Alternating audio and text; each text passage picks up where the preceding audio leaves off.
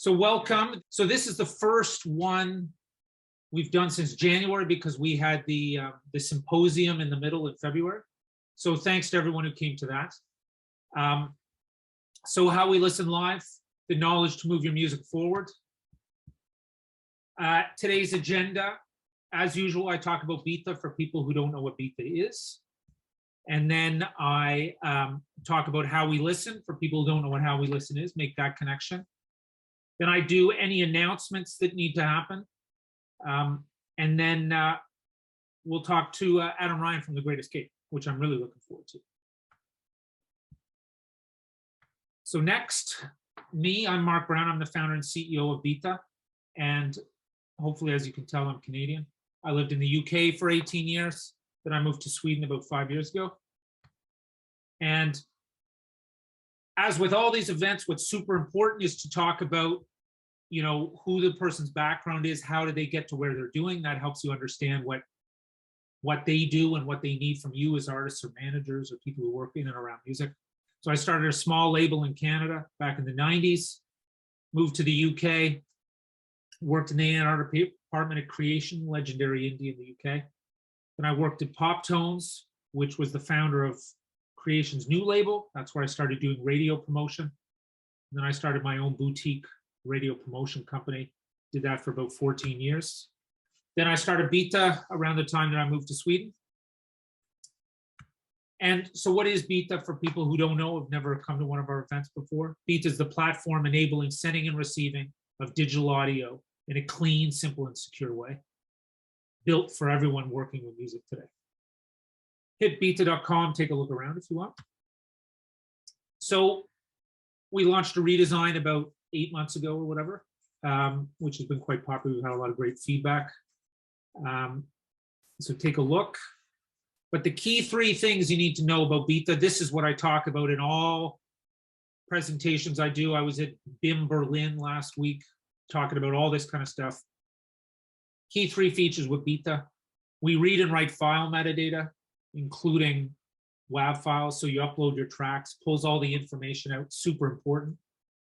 File formats and audio quality means you can upload in one file format, share in another. Super important to get it to the right people in the right format. I'm sure Adam would have some complaints about receiving WAV files all the time. And we have fast yet secure streaming. You can't rip our links. So good stuff to know about Byta and sort of what we talk about a lot. I always talk about these articles because I think they're brilliant. I think everybody should read them. Jamie will throw a link in the chat. Digital Blues, it was a series we did about metadata, which I just talked about, sending music around and then storing audio files. Have a read. They're written by a guy named Sean Ronaldo, who does a really good Substack newsletter. Brilliant. You'll learn a lot. Then again, we released a white paper in December. I did something about it in January, and then I think I also did something about it at the symposium. Super interesting how people share music. We surveyed loads of artists and people all over the world last year. So Jamie will throw a link to that as well. But, you know, we have this business, which is our tool, Byta is for sharing audio. But we also want to deliver a load of knowledge. So our mission statement is to provide artists and their teams with the tools and the knowledge to move their careers forward. So if Byta is a tool, what is the knowledge that we're trying to share? And here we go. How we listen is how we do it. And what is how we listen? It's this series we started, oh God, we should probably number them. But it was about 2.5 years ago, maybe. And every week we interview someone, they sort of read or respond to a standard set of 10 questions, because we got really frustrated that, you know, if you read the press or you talk to someone at Spotify, they'll say, oh, you know, like it's all just about, you know, algorithms and playlists and stuff. And we all know that people find and listen and experience new music in different ways. It's not as simple as people make out. So here we are, like algorithms are not your savior. You're not just going to throw your music up on Apple Music and everything's going to go great. And then playlists, Rap Caviar being supposedly Spotify's biggest playlist, like just because you're on that doesn't mean sure it's going to be great, right? So what I like to do, I always like to highlight a couple of interviews. And these are the recent ones, the couple of my favorites, which we've used. I think I talked about these in January. And this is sort of explaining exactly what I experience every day. I get a lot of links and emails, and it can be frustrating. The links expired or no longer available. So this person, they rarely download files. They like streams. But then, as we know, tons of people like getting files instead of streams. And so I think she makes a really good point here about the leaking. It is a challenge to get people to listen. And I talk a lot about that in our talks about narrative. And this will come up when we talk to Adam about, what you can be doing to make yourself visible to promoters and to get on tours and all that kind of stuff. And this person, I also thought was, their quote was super interesting, because it's again, this idea that, algorithms can actually not be a neutral thing. They can actually be maybe a bad thing, that you're only getting spit back what you put in. And you want to step out of your comfort zone musically, and you want to learn about new things. And I thought this person from Chartmetric really articulated that quite well. So, people want to be exploring as much music as possible. And just because it gets served up by a certain platform doesn't mean that's the solution. You need to step outside of your comfort zone. And I think that's good for all of us, not just people who work in music. I think it's really good to have different sources for where you find and listen to new music. And again, we're going to talk about that in a bit. Now, this one I like. This is this new series we've got, Method to My Music. And this person's talking about how security is important, whereas the first person was like, oh, maybe it's not as important. But I think the key here is, again, that it's all about the artist has a narrative, and they need to find a way to stand out compared to other artists, and they need to build context. And when I was in Berlin last week, this is what I really focused on, the idea that, just because your music's on a streaming platform doesn't mean anyone knows who you are, and that they need to learn to understand who you are in a wider context. And I think it's these kind of quotes are great for that. That they're all, the theme is always about what's the bigger picture. It's not just about the music. The music's most important, but it's like, what are you doing around it? Or the artists you work with, you're creating that story, you're creating that narrative, you're creating that context. So again, how we listen live, what is it and why are we doing it? It's a series we started, God, I think this is number 10. So we just had an idea that, hey, like, it'd be good to do one of these, like how we listen live, like to get someone in who knows something about a certain issue, a part of the music ecosystem, who can really talk about what they know. Because reading stuff online is one thing, but then interacting with people and being able to ask questions and get a feeling for how people talk, I think is super important. And that's why we're doing it. Yeah. So we always have a partner, and of course, for someone who works in live, we got the Association of Independent Promoters as a partner. So we want to thank them for spreading the word about this event. Again, we always give a little money to Maytree, which is a organization in London, which is all about mental health, and it's super important to us. And everybody knows, or well, should know, that mental health is important to everyone. So if you have a little extra money, feel free to give, but I'm sure you're all giving to different organizations that you feel are important, but it's just good to highlight things that we feel is important. And if you ever need any help with anything, just screenshot this, look it up yourself, pass it along. It's always good to talk about it. So I write blog posts. I was thinking when I was in Berlin that I haven't written one recently, and this is always the time in my intro where I say that I haven't written any. I still refer to the ones I wrote in 2020 because they're still pretty good. So I'm embarrassed about that, but this is where you can get a hold of me if you go to my site or whatever you call it. But key things to remember: jump in the Facebook group. That's a good way to hear about these events and anything else we've got going on. Jamie will throw the link in there. Our YouTube channel, we put all these events up afterwards. They get mailed out as audio. Next month, we'll highlight the fact that all of these events are being, minus my little chit chat here at the start, are all going up on podcast platforms. So everybody can listen there. But then also the symposium was all, so for anybody who doesn't know, the symposium is something we did. It was a 4-day series with 2 talks a day that we did with our friends Sled Island in Canada. And that went really well. And we recorded everything, and they're all going up on our YouTube. So we've got tons of stuff coming up on YouTube, tons of stuff going out on podcast platforms. As I said, anybody who signs up to these events, you get a link afterwards, a Byta link to the audio, then the video goes up. So if people can't make it, don't worry about it. You can listen to it afterwards, et cetera, et cetera. Any questions, you want to hit me up directly, email me, hit me up on LinkedIn. I always recommend, especially newer people to the music ecosystem. I'm happy to connect there. It's good to build a couple contacts. And I think that's it. Now I've got to find, so Adam, do you have, where's your red beret? I took it off. Yeah, it's quite warm in the office. All right. So where are you then? I'm based in Farringdon in East London. And how's the weather? It's quite overcast, but to be honest, I don't mind it. I like it when it's like this. It means I can wear a coat, but not a big coat. You can layer. I'm more of a layers man. So yeah. You need layers in England. You know, here in Sweden, you've got good heat. England, not so good. So layers, it's essential. Yeah, well, sometimes it's warm, sometimes it's cold. It changes. It's island weather, I guess. So layers the way, but it's overcast at the moment. Okay, cool. Well, it's actually sunny in Sweden, but it's like it was snowing today. So, oh, great.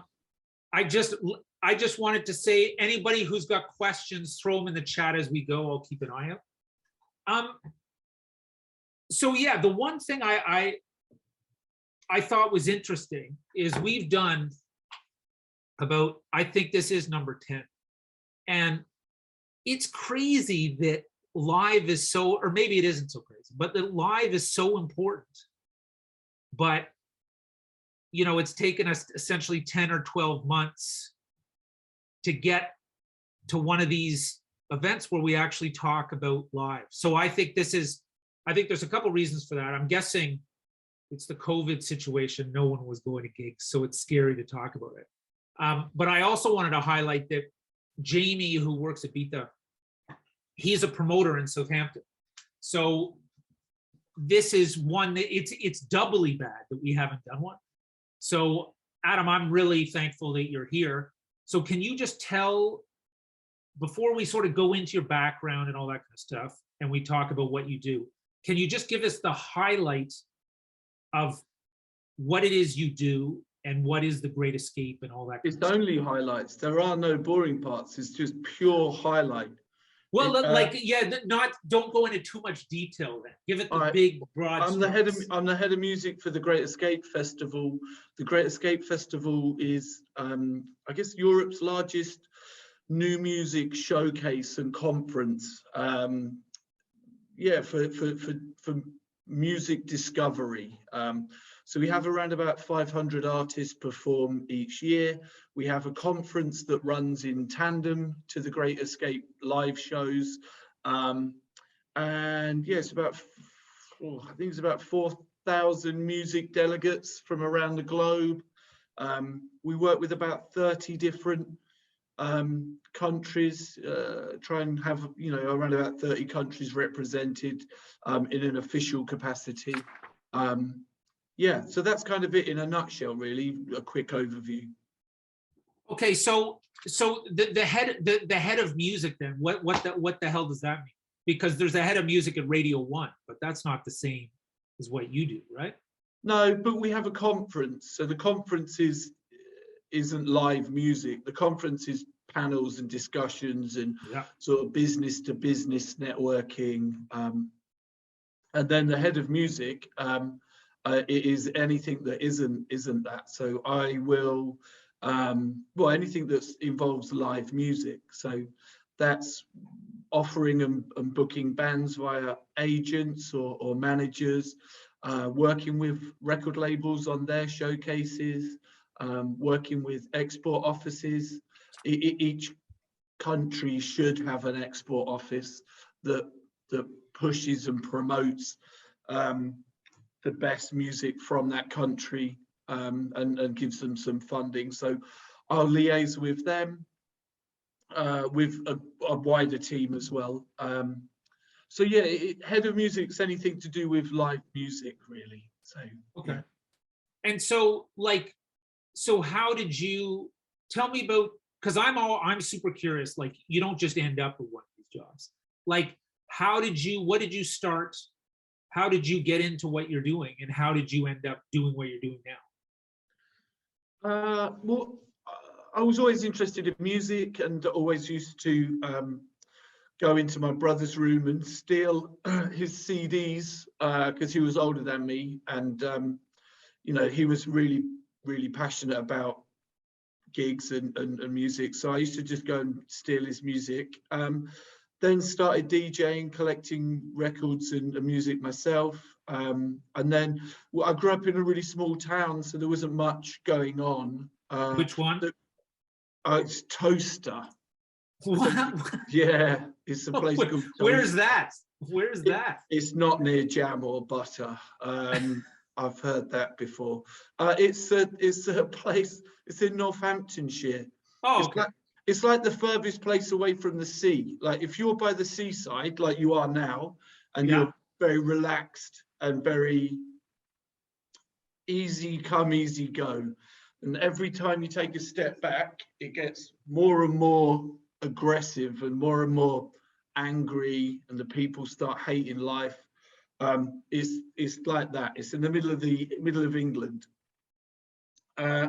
And then moved from there into, I mean, we used to just put on a lot of house parties because there wasn't any clubs or gigs or anything.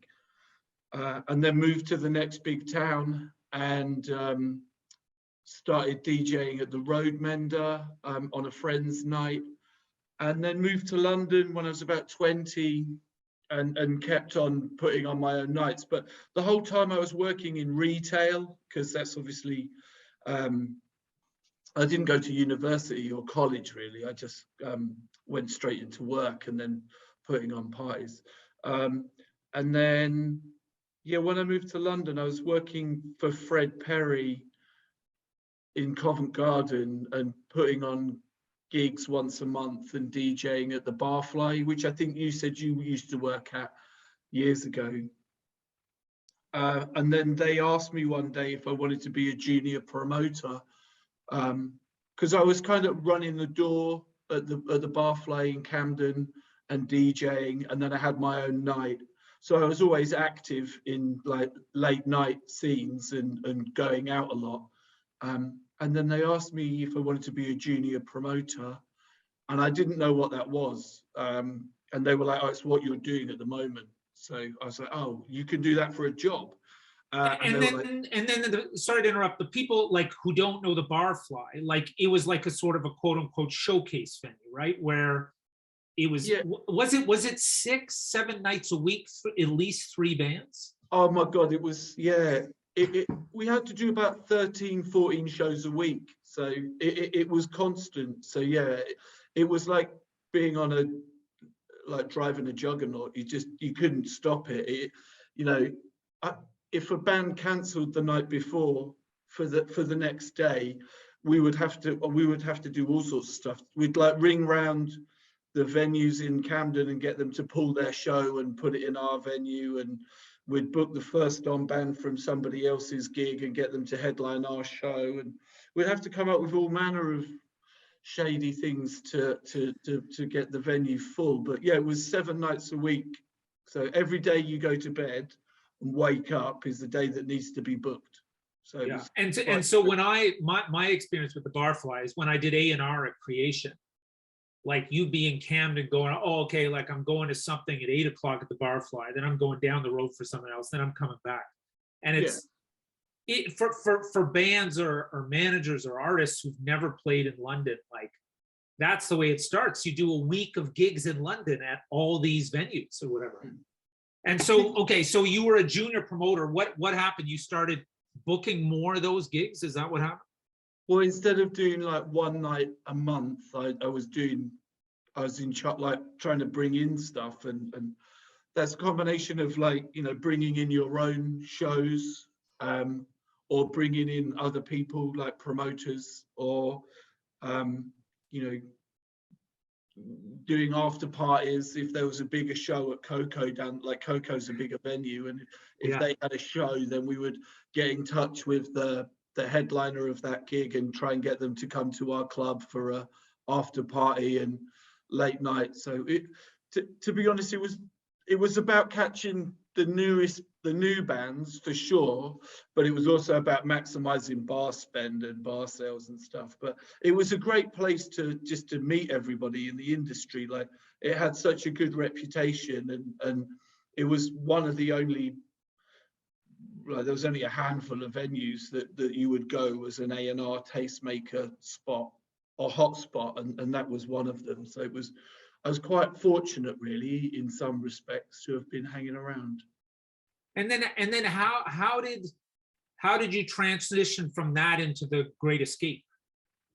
Well, when I was a junior booker, the Great Escape started. So it was around that time. So it's like 2006. Okay. So the company that I worked for then, I think it was Channel Fly then, or Mama and Company. I think it was even before Mama, it was Channel Fly. They started the Great Escape. John Mack, who books Reading and Leeds now, and Martin Elborn, who works and books parts of Glastonbury, were at a showcase event and in another part of the world, and we're like, there's nothing like this in the UK. We need to start one. So they started it, in 2006. But I was a junior booker, and then I went on to be head booker, and then I kind of went into some weird spot where I was kind of like managing or overseeing like 3 or 4 calendars, so like vaguely nationally promoting acts, but it's quite difficult to just, national promoting, you have to be in or out. Like, there's people sign up bands so early now, and you have to take a hit on selling a show in Birmingham and then making your money in London. So it's not something that you dabble in, really. You have to really fully commit, and I never really did. So when the Great Escape job got offered me, I'd always wanted to do it, and I'd been involved as a venue rep or helping out since the beginning, and I wanted to. I've always wanted to book it. So yeah, here I am now, still 7 years later. So because I think the national promoter stuff, I think that's interesting to mention, because I don't know how many people who are tuning in or listening or whatever would get that dynamic. Like, there is actually quite a lot of politics, isn't there, in, who your booking agent is, and then who they work with from a promoter, and that certain promoters want you to, and I can't remember if this is right or wrong, certain promoters want you to sign with them to do the full tour around the UK, and they'll take, just like you said, they'll take a loss on the first few tours knowing that it's going to blow up. Is that correct? Is that sort of the way it works? So what normally happens is they'll cherry pick. So they'll take London, Manchester, and then maybe one other city, and then leave the other ones to independent promoters. And then the agent will say to the independent promoter, no, we'll keep you on. And then 9 times out of 10, it'll just revert to a national promoter, because they have bigger budgets to spend on marketing and advertising. They'll have like a monthly page in all national publications. Most of the time they'll probably be able to offer festivals, but that's why you have an agent, is to negate that shark infested choppy water. But yeah, there's a whole layer of politics that goes on with national promoting, and it wasn't something that excited me. But I think that's just good for everybody on the call to understand that, like, an agent's great for booking tours, but this is why you build a team ultimately, that you have people around you who know all the ins and outs of all this kind of stuff. Because even I remember all the politics. Not that I know the politics, but I knew there was politics. So, like, so let's get into the festival, because I think that's the thing that there's so much to them. You know, there's a lot to unpack. So you mentioned it's, 4,000 people, 500 artists, like at the conference, 500 artists. Did you say, is there 40 stages or something? Like, it sounds big to me. Oh, Like, it's about, I think it's about 25, 30 venues, but because we have so many partners, it's a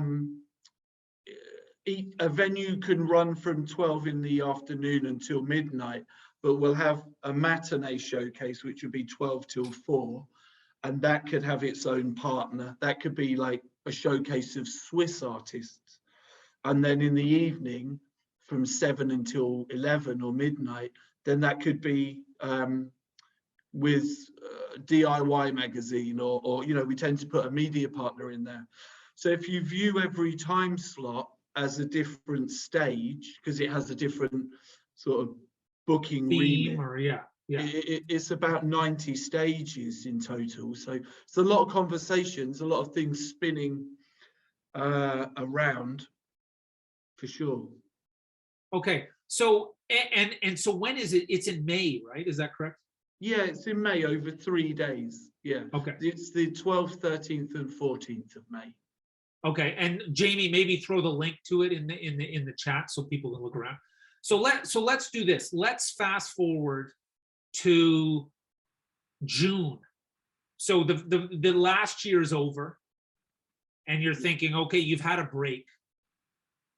Yeah. What do you start? When do you start thinking about? Let's go through, because I think for a lot of people who maybe don't live in the UK or are newer artists or newer to working in and around music, they're not going to know how this works. And I love to talk about timelines, because I think people are very surprised how long and detailed things are. So June comes around, you're rested after May. When do you start thinking about the next year?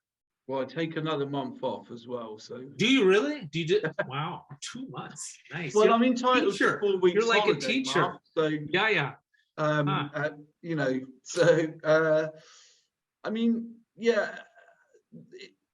Obviously, I'll be working or going to other people's festivals and going to watch bands, which is technically part of my job. And there's a lot of debriefs and a lot of, meetings. With 90 stages, there comes a lot of partners. So, that two month period after the Great Escape is used to, I've forgotten what it's like. Just recap, see how the event's gone, and then look to see plan for next year. But the bookings don't really start until August. I'll keep a spreadsheet all year round with every country that we have worked with and that I want to work with, and then just make a note when people mention stuff. So I could be out having dinner and someone will say, oh, have you heard that band from Argentina? And then I'll open up my phone and then fill it, put it in. But we do our first announcement in September, and I normally start booking in August for that. And the first announcement is for an event that we do in London called the First 50, where we showcase the first 50 artists to be announced. And we do that at the end of the year, and it's sort of a way for us to create a tip list, a buzz sort of selection of the festival that touches on, whatever genres we think are going to be big next year, and whatever artists we tip for the following year. And that gets announced in September. But because it's all new music for the following year, I try and book it as late as possible. So in those, because normally at a larger like I was about to say a normal festival, but like at a festival like say Reading or Leeds or something in the US, like you book the headliners first and then you work down the bill. Is that correct? Yeah, I would. Yeah, I mean, for those festivals you do, but that's why we book in the windows that we do. So we'll go out in November when none of the big festivals are going out. Yeah. So we go out with a hot tips list, which enables us to create a sponsorship opportunity, to bring some more money in, because ultimately we're only promoting gigs in venues. It enables us to pin our hopes and dreams and help provide the artist, more importantly, with a springboard into next year. Yeah. And then when like January time is when all the big boys go or big girls go, like the bigger events. So we do an announcement in January, but we just tend to just go out January and February, and then March time we'll start hitting again with some bigger acts when we have some clear air. But because there's 500 artists, we have to do an announcement in January and we have to do one in February. And it's not to say that there are any lesser of announcements, but I like to see that the November one is big or buzzy, and then the one in March is really, really hot. So yeah, you have to be a bit more strategical with the announcements. No, but that's interesting. So like the bands that because again, like this idea of timelines, like if you're a band, well, because we're going to talk about bands from other countries and stuff, like the ones that you're looking around in August, have you been sort of hearing about them already for all the previous year, and you sort of missed them for the festival that happened in May, and then you're like, oh, okay, they're sort of ready for next year? Is it like, well, I wouldn't say miss. I think it's timing on everything. I think that the thing that the Great Escape is really good at is getting that timing right. So people may want to play the event this year, but they would get more impact if they played next year. Or there's artists that I'm talking to at the moment which haven't sort of played a live show yet, but I know really. Well, you're talking to bands that haven't played. Oh my God. Okay. Yeah. But they're gearing up to release stuff at the end of the year or put their live show plot in place. And if you've listened to the music and it's got a good team behind it, and you think it's a genre or you think it's an act that's going to take off, then you would look to put that in the November announcement, I guess. Or if you know that the opportunity would be better to tie in with their single in January, then we look at January. But yeah, everything is planned and thought about and mulled over. Yeah, I don't have any kids or a family or any hair, so I'm like thinking about this all the time. So I'm literally just, this is it. But I like, as I was saying, I referred to the fact that I was in Berlin speaking at BIM, and I talk about timelines all the time, and I'm like, but then you're scaring me with this idea that you're like, oh, I'm talking to bands that haven't played a gig yet, and we're talking about November, and so that's pretty intense. But then like one of the things that I also think is super interesting is like, you're the head of music, and so when I think about it, I think, oh my God, this guy's choosing 500 artists. Like, this is insane. But when we talked, whenever it was last week, like, you've got this super smart system for sorting through all these things by using like doing all these stages and working with these export offices and stuff, right? Like, so yeah, can you tell me a bit about that? Like, because I originally thinking, oh my God, this guy books 500 bands. No wonder he's got no hair. He's stressed out all the time. But you've got a pretty good way of organizing everything. Can you tell like everyone sort of how you do that? Well, you just create a net, don't you, really? So you would, we're in a fortunate position where there's nothing like this in the UK. So, you know, we came along and we were like, hey, do you want to come on board? And people were like, yeah, there's nothing like that. We'd love to. So the reason the festival is so successful is because everybody pours into it. Like there is filtration and curation, but how do you filtrate stuff? So you put other people in place, don't you, to sort of like filter the lineup or filter the suggestions, and then it's down to me to curate it with those people. But yeah, all the offers come via me, and all of the decisions are mine for sure. But I'm not going to be an expert on, like, you know, some crazy Gen Z new genre that's just come out. So I would make sure that you would align yourself with somebody that is an expert in that, and in turn you give them the opportunity to build their profile and to use your platform. So if you have power, then it's important to empower the people around you and to give them the opportunity to showcase. So I think that the Great Escape's not just about showcasing new music, it's about showcasing new media platforms. You know, if someone's just started a blog and they're really good at tipping you on stuff, why not get them to curate a lineup with your guidance? So yeah, there's a lot of people feeding into it, but it's not just media partners, it is export offices as well. So we'll talk to the French export office, I think it's called MSN now, or NMS, sorry, I've got that wrong. It's an abbreviation. Or we'll talk to, you know, the export office in Chile, or Sounds Australia, or the guys in Canada, and we'll always revert to the applications, but there'll be a side conversation as well, like, oh, this person hasn't applied, are you aware of them? Or I'll be like, oh, this person has come to me direct, do they have a manager?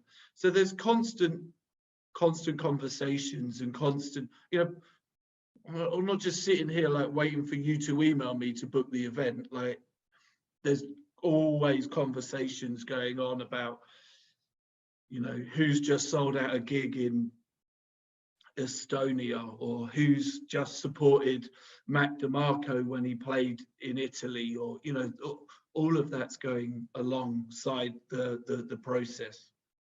Okay, so this, because this export office, like anybody who's on here from Canada, I think, like, I didn't know a lot about that, but like in Canada, there's loads of regional places, and then like I live here in Sweden, and then there's, you know, Swedish export or whatever it is.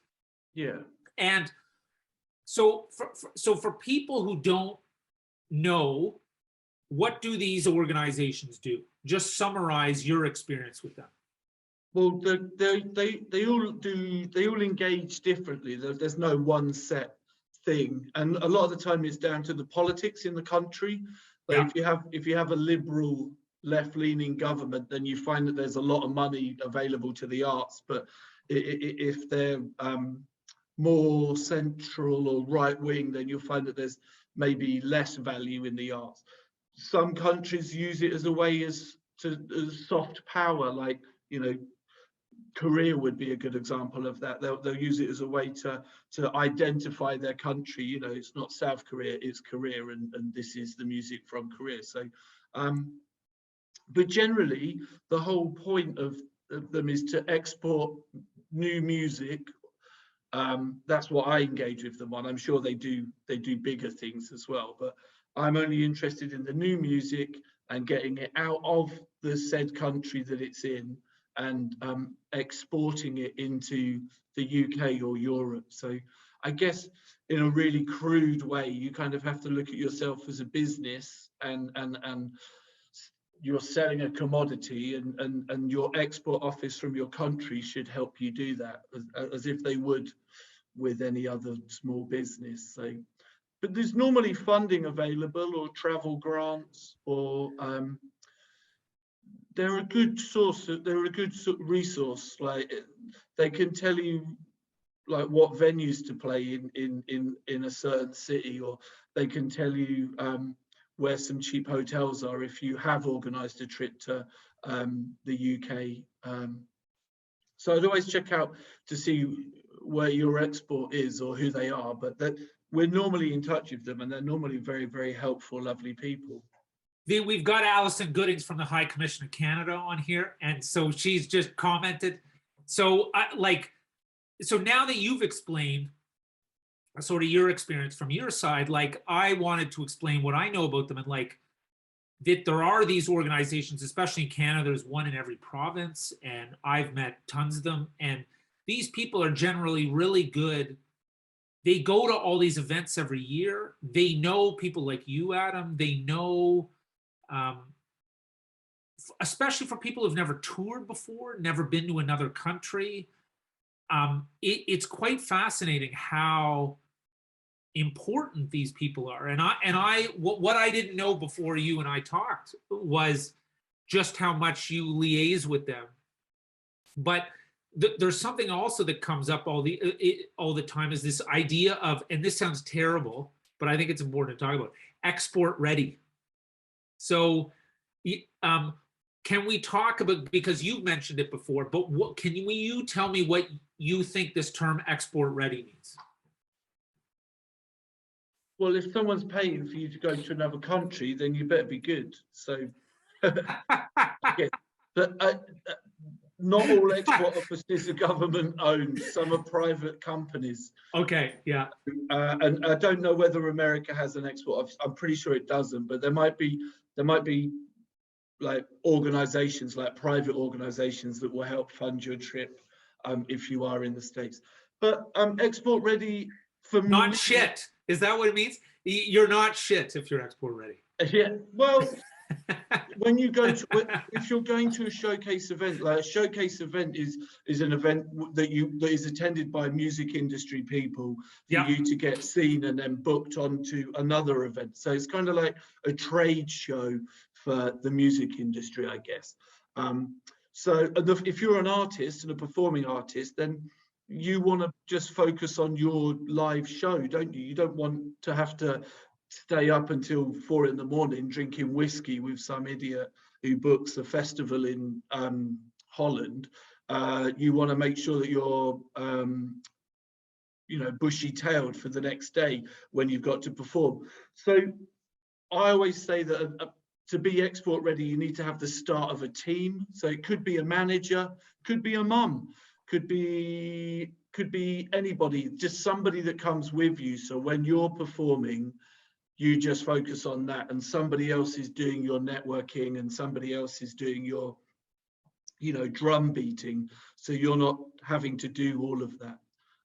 I would say export ready could also mean that you've mastered your own town or your local area. So you're playing regularly at your local gig, venue. You're pulling an audience.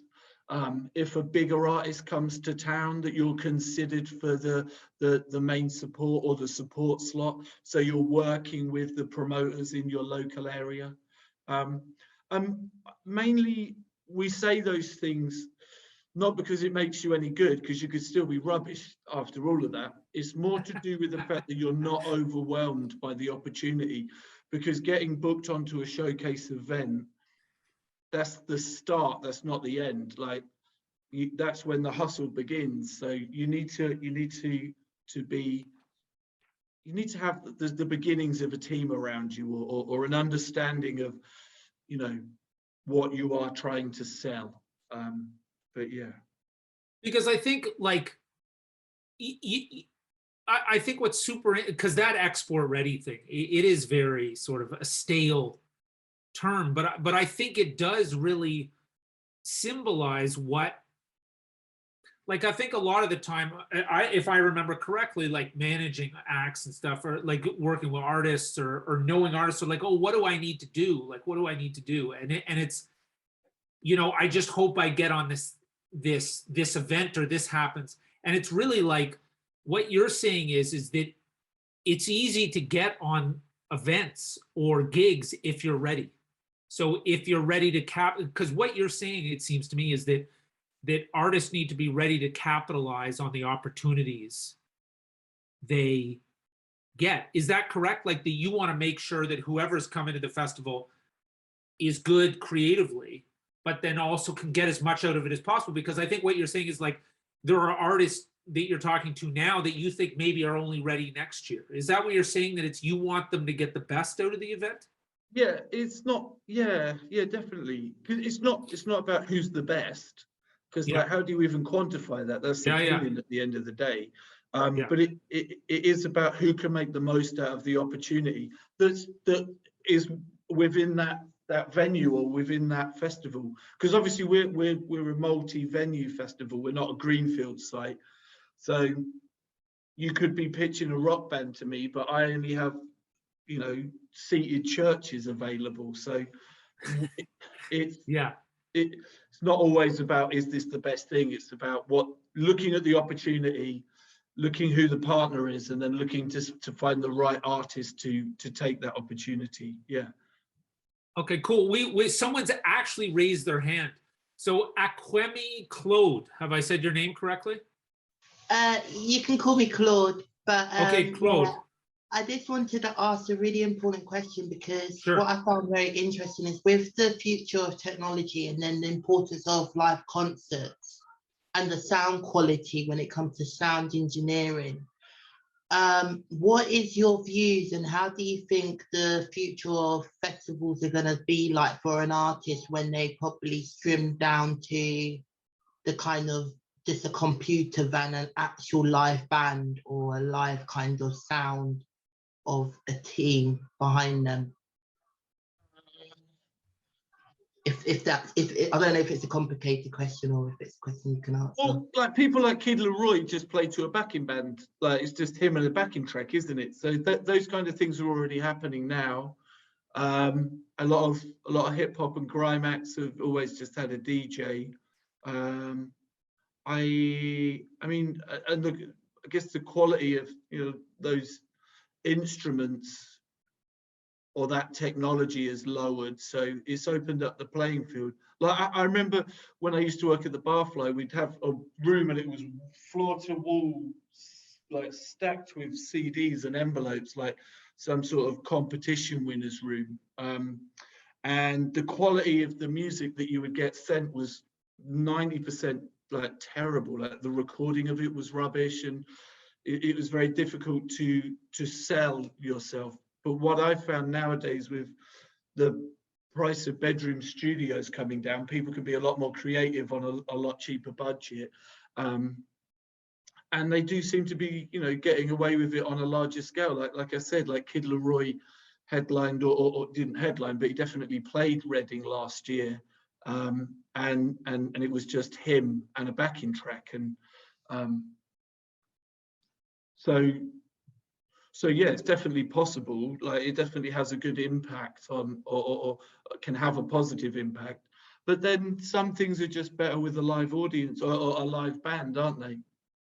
But I think like this is also a good opportunity to talk about what it was like during COVID, because when we chatted last week, you were saying, oh, we tried to do some events online, and that it wasn't like that's what's sort of cool about that question, is the fact that technology is going in a certain direction and it makes a lot of things better, but because like what were you saying, that your experience with the whole online thing, it was just a good way for people to connect, but it wasn't a replacement for No, live. It will never replace, but for people that have impairments, the online stuff is fantastic. Like if you can beam a show to a kid that can't leave hospital, or somebody that's unable to attend the gig due to lack of wheelchair access or something, then the online stuff is absolutely liberating. But if you're somebody that how can you replace live? I can't see. When you're in a room with other people and the music, and you have the vibrations and the smell and the unison, everybody experiencing the same thing, but slightly differently. Like how can you ever replace that? That's kind of tribal in a way, isn't it? But during the pandemic, obviously we were unable to do that. So we had to do online shows, which were a great way for us to engage with our partners, all our export offices and media partners, and to also keep the brand association, you know, the Great Escape with new emerging talent. So it served a purpose. And I think there'll be more hybrid events going forward, but I'm not too sure how well attended they'll be. Like, you can never compete with the sun. Like, people like going outside. So, you know, do you really want to sit indoors for 8 hours watching a laptop? I know probably some people do, but I'm not too sure whether it would ever replace it. It'll be an addition. It would be in conjunction, a hybrid event. I think people will do more hybrid stuff, yeah. But there's a huge cost, like to get a production team on like a show at Brixton, you're talking like £200,000. So think about the ticket price on that, coupled with you got to pay the artist, and then you got to hope, yeah, okay, you're putting it online, so you've got a global audience, but like, really, are they going to switch on? Then you've got time zones to think about, like, so how many times you're going to show it, twice or 3 times? There's a lot to think about, and a lot more risk. Like, you know, just to clear the production bill, it's like £200,000. So it's so then for artists, it's like, okay, like, don't worry about use technology to your advantage. Don't worry about where it's going right away. Focus on what you're doing now. But like, for the last sort of section I want to discuss is like, I want to talk about like how, like, this idea, because you mentioned something like about like you know, the Great Escape being a ladder from one thing to another. So like, I think it's super hard a lot of the time when I meet new artists. Like, I was talking to this this woman in Berlin last week, and she's like, I'm doing all this stuff. I need, you know, I'm drowning in work, which I think is a stressful thing for artists, because like you, when you started, you're working 2 jobs, et cetera, et cetera. So like, why don't we talk about, say, if you're an artist in, say, that small town you came from, like, how do you recommend that as a band you make this, you take the steps to get to where you play the Great Escape? Like, it might be really obvious for you looking back, but I think for a lot of people looking forward, it's difficult. So what would you be thinking if you're, it doesn't, let's not pick a specific genre, but say you're from that town and you're thinking, I want to start making music and I want to do it professionally. What would you do? I'd leave. Yeah, but how do you leave? Like, people don't know how to do that. That's the question. Get a job somewhere else and leave. Right. Okay. And maybe so that's an obvious thing. I tell you what, you can't leave. If you can't leave, then, you know, I would get in touch with your local export office, and they're a good place to start. Find out the toaster export office. Well, no, it would be the UK, wouldn't it? It would be the UK export office, or trade and investment, or. But if you've only just started playing gigs, like, how do you? Well, I would just keep active in your music scene. Like I said, like, people are doing their job. It's not like no one's listening. Like, if you're constantly looking at things professionally and playing 1 show a month and promoting it correctly and rehearsing and engaging in your local music community, then opportunities just naturally kind of arise. You might meet somebody that makes similar music to you, and then all of a sudden you've got somebody to go on tour with. You might get in touch with somebody from the next town or the next province along that has a great, very similar music, and then they can play your show and you can play their show. So it's just constantly talking and being active in the scene, and taking advantage of those opportunities when they do come up. But I know that that's easier said than done. Well, the first person we had on was Hugh Stevens from Radio Yeah. 1. So I've known him since back in the day or whatever. And he talked about this idea of local.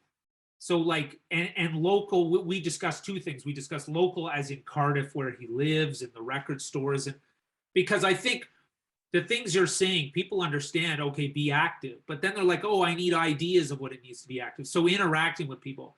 But we also talked about how there's local, like in physical, but then there's like local online. This idea that you need to find these days, you also need to find a community online. And I think it's intimidating for a lot of people who don't know what to do. Do you know what I mean? Yeah.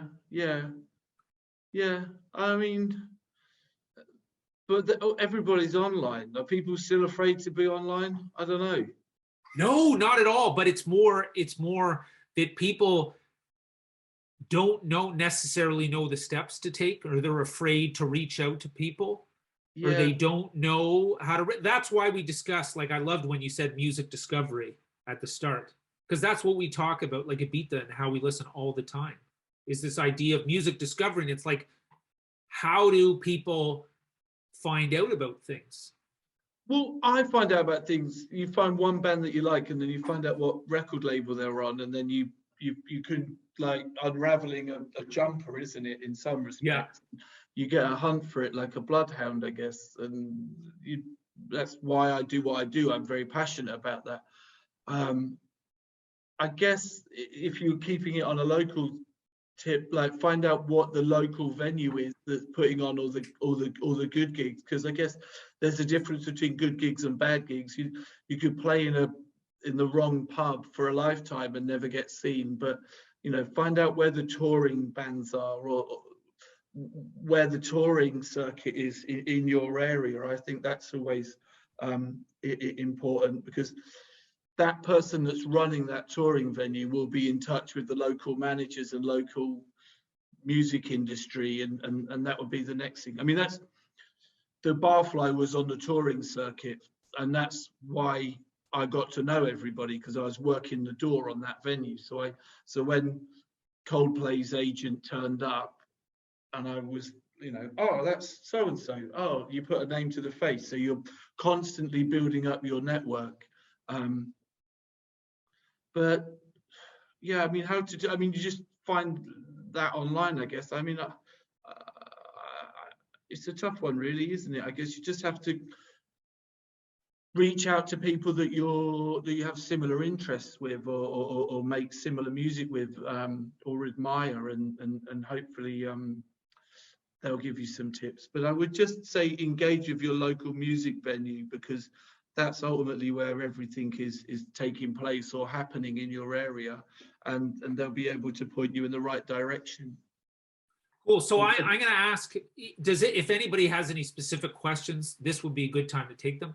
So I think the other thing is like, when people think, how on earth am I going to reach someone from the Great Escape? It seems so far away. I live in whatever country, or like, are you basically saying that if they should have confidence, if they're working things at a local level and a sort of a semi-national level, that you will show up eventually? Is that sort of the situation, that if the artist is good and they're working hard and they're playing shows, that eventually you'll end up hearing about them? Is it that simple, do you think?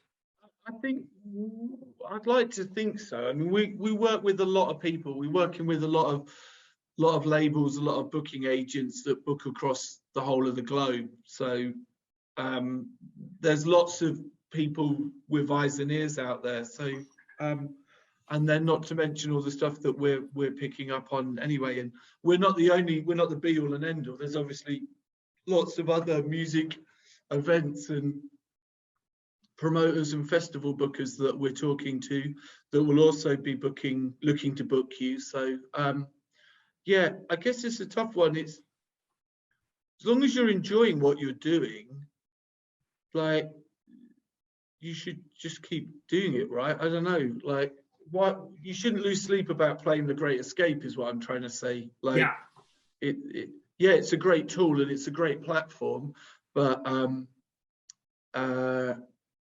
it will happen if it's the right time for you, I guess. The same as like playing Glastonbury or playing whatever it is, whatever the festival is in your local area. So, but start local, definitely. Like the music industry isn't something that is not a doorway that you walk into or walk through even. I walk into it quite a lot, actually. Well, Walk someone's through. just said it's the part of the journey, not the destination. Which I Yeah, think is quite good. I mean, that's a bit cheesy, but yeah, that's kind of that's what I'm saying. So yeah. Okay, well, does anyone, Charlie, do you have a question? I got a question in terms of booking headline acts. Yeah, it was a question for Adam, just for the Great Escape. If you were to like book a headline act, like say Metallica, how would you go about getting the support acts for them? Because obviously you'd want to keep it in that metal genre. Would you ask like Metallica's manager or see who they know, or? A lot of the time, those kind of opportunities kind of goes back to politics. Like those opportunities to play right underneath Metallica, they're not going to leave that choice down to me. Even if I am the booker and promoter for Metallica, I think, you know, Metallica will want to keep that opportunity for their next, you know, for something that's going to be good. The management company might want to have, they might have a new signing that they want to put on, so they keep their sausage factory going. So you've got to remember, like one's been made, another one's got to come through the pipe. So it's like, or the booking agent may want to, he may have an agreement in place to say, I've got a new baby band, and if you want to be on my roster, then you have to give me your tour support slot. So there's a lot friends. Yeah, like that's another one that comes up all the time. Like, I wish it was just down to like the best band, but sometimes, I mean, I guess it is the best band because it just goes through a different layer of filtration. It's political filtration as opposed to quality control. But I think like on that front, what's important is also to say like there's lots of factors at play, much in the same way, Adam, that you're saying how you end up playing the Great Escape or how you end up getting like music discovery. There are so many factors. There's so many ways into things that it's not just one straight road and you hit it and then it happens. No. Anything else, Charlie, before I get Critters back? So I want to. I was just going to ask just one more for the Great Escape. Would you ever consider having Royal Blood? Because I know they're based in Sussex and they're quite big. Yeah, for sure. I mean, I tried to book them on their first, like when you know, on the first album, but I think they have played the Great Escape in the past. But yeah, obviously when the album came out, the fee skyrocketed. So it's you know, we're a venue-based festival. We're not a greenfield site, so it's difficult for us to get to the fees. Sometimes I do present opportunities for artists. You know, it might not be just financial. It might be like, hey, do you want to come and play this small venue and remember what it was like? But yeah, it's tough. I mean, I'm always trying to get bigger acts involved. We had Foals in 2019, but that was like a reintroduction to the market for them. They played the first Great Escape. I managed to get the manager, you know, and the label on side to present it to the agent. Because sometimes if you just go to the agent, they're just going to be like, no, I want 50 grand or whatever the fee is. Like, it's probably a lot more than that for Foals.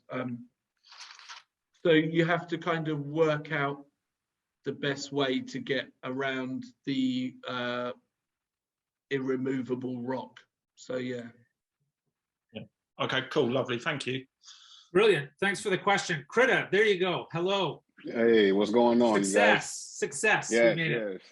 Adam, Mark, thank you for the conversation. Yeah, so I'm Critter. I'm a hip hop artist based in the States, San Francisco Bay Area.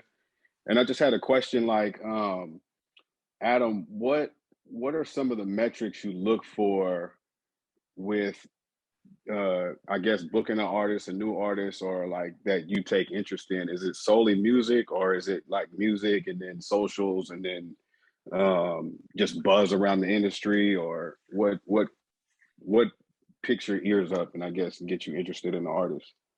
It's funny. It's like lots of agents or people have their different sort of sales patterns. So somebody phoned me up the other day and said, "Oh, you've got to book this artist. They're number 15 in the viral chart."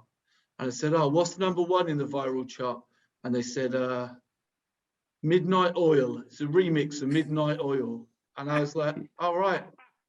So what? Like, that doesn't sound like a very good chart to me."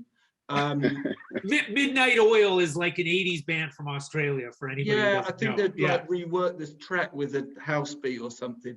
Or, you know, somebody will say we have a million streams, but, you know, that could just be a chain of coffee shops in Boston that are playing it on repeat.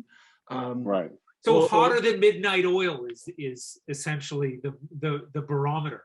Yeah, or I don't know, or, you know, YouTube streams and stuff, but 9 times out of 10 it could just be a load of kids like that can't even afford to go to a gig. So so that doesn't necessarily translate into live, is what I'm saying. All of those are great things, like coffee shops in Boston and kids in bedrooms. That they're all willing to pay for your money, pay for your music and stuff with money. But for a live gig, it doesn't necessarily transcend into ticket sales. But can I ask, sorry to interrupt, but can I ask, Critta, like, what do you, when you're out doing stuff, like, what's the feedback you get from people? Do you get a lot of people saying, "I won't touch you until you've got X," or what's your sort of feeling about it? Because everybody's talks about metrics, you know what I mean? Right. It depends. Like when I'm in LA and I perform in LA, it's a lot of industry stuff, right? So it's like, who's your agent? Who's your manager? Are you connected inside the circle to get people to even take an interest in you? But then on the flip side, when I perform, like I perform with a band, I do both DJ and band. But when I perform with a band, it's like the personnel of the venue love it, or the fans really love it, and people are like really into the music and into the artist and the creativity of the artist, as opposed to like, who are you connected with in the business? So it's kind of up in the air. And then a lot of the other things are maybe online type stuff where you see a video I've done or you see an interview I've done, and it's like, okay, I kind of like this guy. Let me learn some more. So it's a little mixture. And that, go on, sorry, go ahead. Well, I think like that's just like laziness in a weird way, like when people say, "Who do you know?" and who's involved. But it is also like some agents want to know that there's a live plan in place. They want to know that they're not going to have to do all of the work. They want to know that you have a release plan or a live plan. So I would maybe, if someone says, "Who do you know?" then that would be a good thing to do. Just say, "I'm not working with anybody, but I have a release plan and I have a live plan ready to go." And then then you're giving them something to work with, as opposed to just going, "Here I am.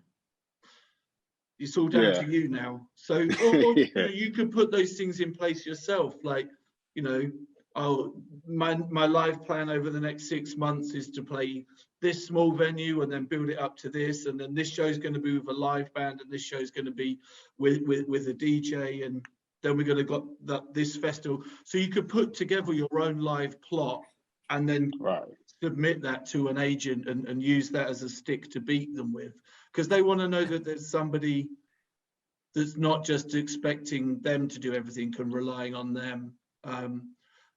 But if you have that in place, then the chances are somebody will come along and see that opportunity, and you may not get the big agent who's representing the big hip hop acts, but you might get somebody that's a similar level to where you're at, that will help and support you and give you what you need to get to the next rung. But yeah, that must be super disheartening when people are like, you don't know anybody because it's all Yeah, chicken. yeah. It's yeah. I mean, especially like when you're in LA, it's you kind of got to game the system. Like one thing I was doing, I had a relationship at a venue called Dirty Laundry, which is like kind of in the heart of Hollywood. And they allowed me to throw shows, so I would put on the show, invite other artists to open up for me, and then like invite the agent's assistant or somebody else to kind of get in to trickle the information up just to get some feedback to kind of get past that wall, because there's definitely a wall out here and they play favorites. So yeah, I think that's a good shout, like going for assistance and stuff. But there's no harm in just keeping people posted on what gigs you've got coming up, right, and what you're doing. Not actually asking them for anything, just say, here's my monthly update. I've got this show coming here. You know, streams are up. Blah blah. Give them all the metrics. But I keep everything short and punchy, and then eventually somebody should come along to your gig or you know, engage with you. Yeah. Can I ask a follow-up question? Yeah, go for it. And then we've got Veronica's patiently waiting with her digital hand up. So okay, sorry, I'll make it quick. What's the difference of like a talent booker? Because I've heard about a talent booker too, where it's, I guess they're different than an agent and they're in charge of like putting you on a slew of shows or like different industry opportunities, or how does that work? Each company is different. I mean, you have an agent and their job's to put together a live plan and plot, and then maybe the booker is the person that goes away and executes that, and they may be the person that you know, negotiates the fee or does the deal or gets the contracting done. It just depends on how the company's set up. Yeah. Okay. A booker means different things in different companies, really. But the agent is the one that puts the live plot together. Gotcha. that will execute it for the label or manager. They're the one that does it, and then the booker normally is the one that kind of does the groundwork on it and the sort of needlework and contract. Gotcha. Yeah. Oh, cool. Thank you. Appreciate it. Just before we go to Veronica, thanks for the question. I think this goes back to what I was saying at the start. It's like Adam keeps talking about building, like telling people what you're up to. You can totally make that up at the start if you don't have anything. And I think that's a smart thing to talk about, like that, because that's the context and the narrative that everybody needs, including Adam, is to understand what you as an artist or you as a manager, what kind of vision you have for your project. So I think that question was really, really good. So Veronica. Hi, thank you guys so much for doing this. There's a lot of valuable stuff here. Just a brief intro. I'm in a duo and I play bass sax because that's like the most logical instrument you would want to put in a music duo.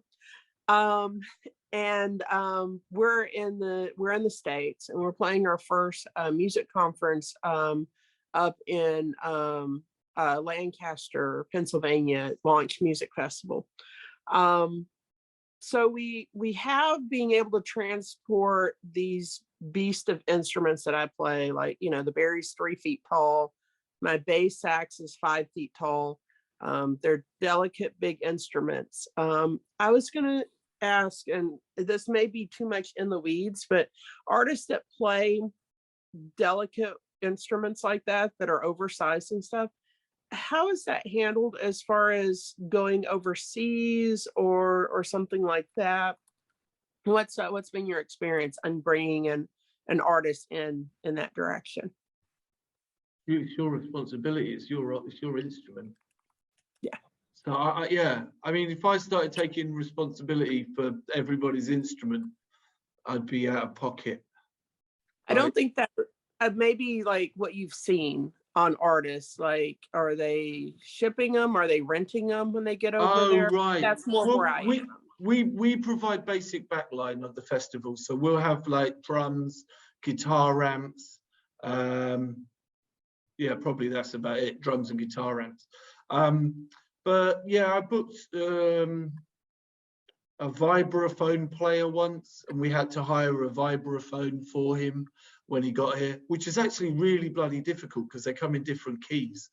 And I think there was only one vibraphone in the key that he wanted in the whole of the southeast of England. But we found it. Grand pianos, obviously you can't take one of them on a plane. So we would look to hire a grand piano. I think if you were coming over and you weren't comfortable with bringing your instrument or couldn't get insurance for it, then it would be in the negotiation between the festival and yourself to hire that in. But you could be putting an obstacle in the way, especially if the festival is inundated with local saxophone players. Do you know what I mean? And then you're like, oh, I can play, but you have to pay for my sax. So yeah. One thing to think about here, like even what Critter was saying, that he has different setups. Like, yeah, that's the other thing to think about. It's like you want to make the music the way you want to make it, but then at the same time, like being flexible and having different setups. You know, like in the classic is you have an indie rock band who plays as a band, but then the main person plays as a solo artist. And it's like, that's also to execute the artistic vision in a different way. But then it's also at the same time a way to do things a bit more on the cheap. So that's another way to think about it. You know, in your case, Veronica, I'm not sure if that's possible, but. We'll definitely have artists that won't have access to, like, they'll have an album and it'll be full band, and then but they won't have the finances to tour the full band this year. So we'll book a show in a small church on the understanding that next year, when after the albums come out, that and they've got the money and that they can maybe play again with a full band. But it sounds like the saxophone, if you're a duo, it's kind of integral to the beep of the band. So yeah, but you know, some places do hire them. Yeah. Okay, cool. I was just curious because that's we are looking at going and trying something in Europe, and you know, that was one of the big hurdles where I was like, I can get some cases and stuff. I just didn't know if there was an easier way than just, you know, shipping it across. So Yeah, thank you so much. John Henry's or Matt Snowball's. Mind you, I don't know how many of those have lasted after the pandemic. Yeah. But there'll be what's a saxophone rental place called? Is saxophonist must have a name. If anybody, so we're gonna have to take our last question here. If anybody's got any sax rental places, throw it in the chat. Let's see if we can crowdsource a solution to Veronica's issues. Or like classical instruments. Thank you, guys. Anybody classical instruments? So John Bartlett, you're up. You know, I just wanted to pipe in because I assumed that you were like a Great Escape veteran, Mark.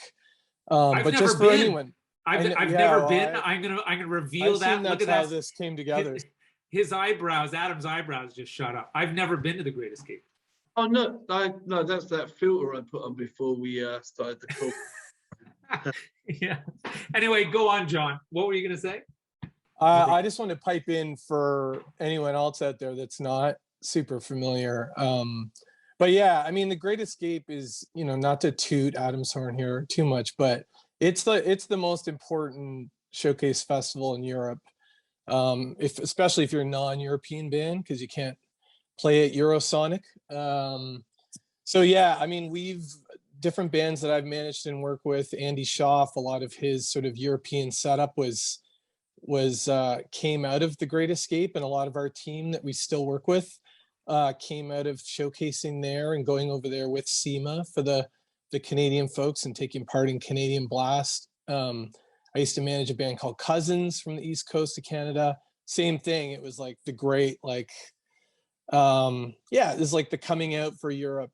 So I just wanted to pipe in and say to anyone out there that's not familiar, even if you have the opportunity to go, you happen to be from a country that has funding, I would recommend just going and checking it out, because and you'd have a much better idea of what to do when you do take a band or have a band. Because yeah, I think it's the most important. I've stolen a lot of, you know, Adam's ideas and the way they do things for when we did Megaphono here in Ottawa. And yeah, I just wanted to say, if it wasn't already underlined enough, this is like a super important event. This is one of the most like important music showcasing events that exists. And for Europe, it's the one. And I'll see you in a couple months, Adam. Thank you so much. I'll take that compliment as payment for stealing my ideas. So this has been brilliant, but we're gonna definitely have to wind it down.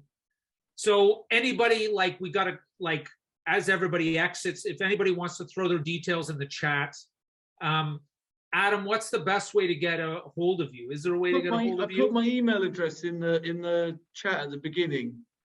Do you want to maybe throw it in again? Yeah, why not?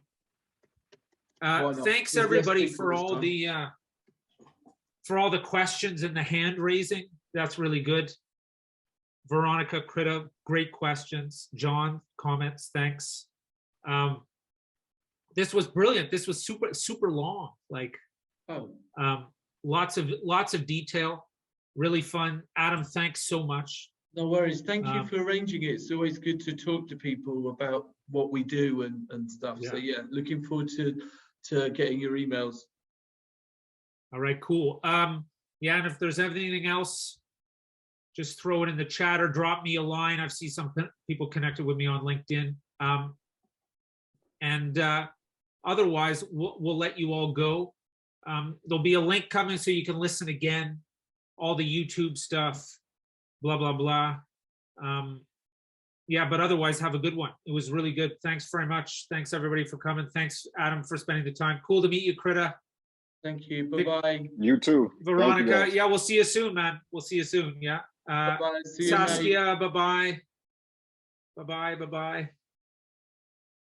I love to say goodbye to everyone.